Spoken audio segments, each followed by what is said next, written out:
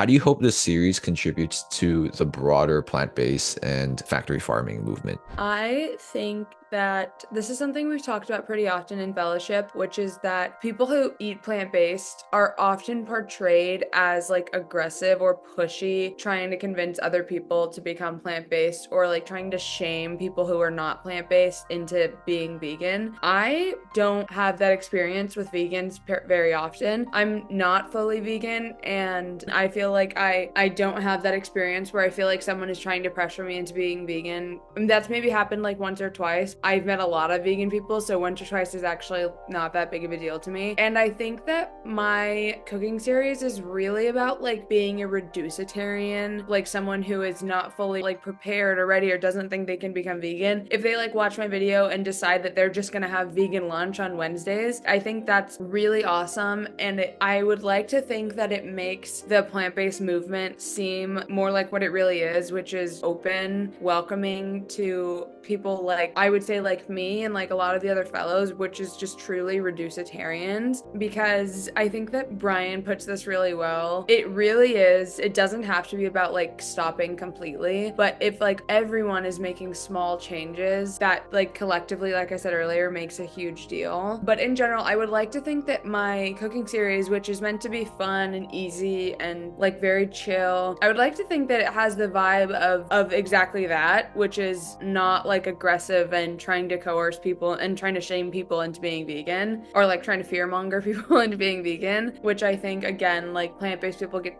a bad rep for pretty often, which I don't think is fair. But I would like to think that mine is like counteracting that, or just opposing that kind of like accusation.